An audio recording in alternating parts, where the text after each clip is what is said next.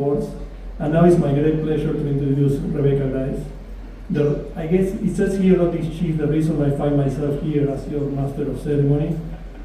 I have a sense that Fanda has something to do with it as well, but well, it doesn't matter.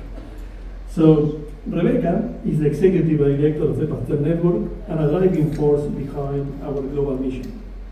So with a distinguished career that includes serving as a Director of the Research Arm of Medicine Sans Frontières, Rebecca brings deep expertise in infectious diseases, prevention, emerging infections, and public health interventions, particularly in low and middle income countries.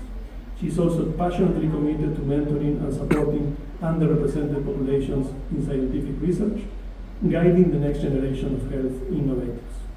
Rebecca holds a doctorate, 2 master's degrees, and a bachelor's degrees from Johns Hopkins University, as well as a habilitation à diriger des recherches from Faculté de Médecine Paris-Saclay. I don't know if I pronounce it right. Sorry. So please join me in warmly welcoming Rebecca Grice as she shares her remarks.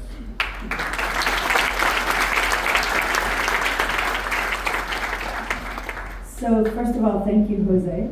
You are a very good MC, and thank you for participating. I did not, however, see you doing the lion dance, so we will wait for that later. Yeah, later. Thank you, Dr. Nguyen. Thank you very much. All of the support of Pasteur Ho Chi Minh has been phenomenal, and we appreciate your generosity.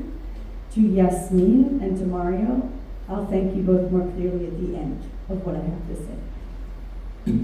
So it's a joy to be here with all of you, scientists, innovators, clinicians, and colleagues from all around the Pasteur Network. So, as many of the speakers have said, we're united by something rare and something more and more precious as the world changes. A belief that science can make the world healthier, fairer, and more humane. And so I want to tell a story, because I like to tell stories. And the story that I want to tell is one that you may have heard before, which is in 1939, a young, in fact he was 26 years old, graduate student in mathematics arrived late to class while he was doing his doctoral degree. I mean, he showed up late. He found a seat in the back row of the class, and then he proceeded very quickly to fall asleep in the back. And when he woke up, all of the other students had left, the professor had left, and there were 2 math problems left on the blackboard. And he sort of said to himself, oh no, this must be the homework. So he hurriedly copied them down and said, okay, I have to go get to work on these 2 math problems. So he began working on them, but he started to realize that they were far more difficult than he thought. And he thought to himself, oh man, I'm gonna fail this class, this is bad. So he kept working and kept working and kept working, and he finally found the solutions to the 2 problems. And he decided that even though he was late turning in his assignment, he would go directly to the professor and hand them to him himself. The professor was absolutely astonished in looking at the piece of paper, because those 2 problems were not homework. What they were unsolved math problems that had been plaguing scientists and mathematicians for hundreds of years.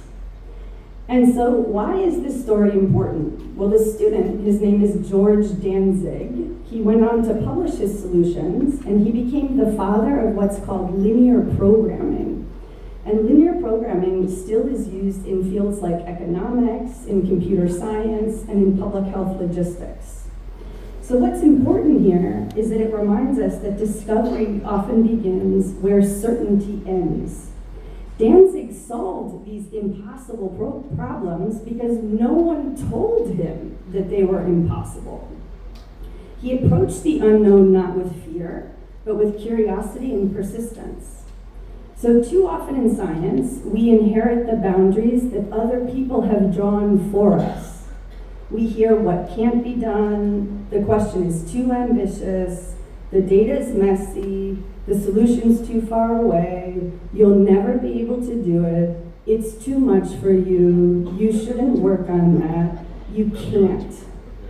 But the breakthroughs that have changed the world have always come from those who have dared to cross boundaries. And our network is built on shared values that transcend geography, culture, language, and those values are scientific excellence, solidarity, curiosity, and service to humanity. So across all of the members of the network, they're working together not just to study pathogens and mechanisms, but to protect people, not just to publish papers, but to build capacity and build equity in science. And those values are alive in this room. So those of you who are part of the 40 under 40 represent this next generation of Pasteurian leaders. I'll take a hit and say that none of us on this stage are young. Our time is close to over. It's time for all of you now. And you're creative, hopefully globally minded scientists, and it's you who's going to face the challenges of the next century. Those are ones that you know and ones that we don't know. Climate change, epidemics and pandemics, widening health and inequities, among many others. And these problems are all thorny and daunting, but dancing, what he did is show that they're not impossible if you think they're impossible. So I just want to offer an invitation to all of you, which is to approach the challenges before you with the same spirit that he did, and also that which hopefully defines our network, which is ensuring that we have curiosity without fear, excellence with humility, and trust and collaboration that transcends borders.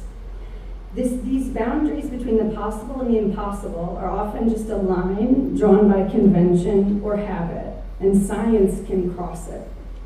So I challenge all of you and hope that you will do this, and we look forward to seeing all of your achievements. But before I close, I just want to have a special word, first of all, for Yasmin, for her courage and her steadfast commitment to scientific excellence. Sometimes old people's careers are old people, sorry, me too, I'm old, I apologize. Some of us experienced individuals. We need to see and learn from them. And her commitment to this and her commitment to ensuring scientific excellence is also something that helps propel all of us forward. And I thank her for that. To Mario also for his generosity and for his leadership. It's a much harder job than it sounds, both to run FIO Cruz and to be the president of the network. And Mario has bravely accepted that challenge and has been contributing to all of the work we've been doing. I also just want to thank Dr. Nguyen one more time for all of his support and Pasteur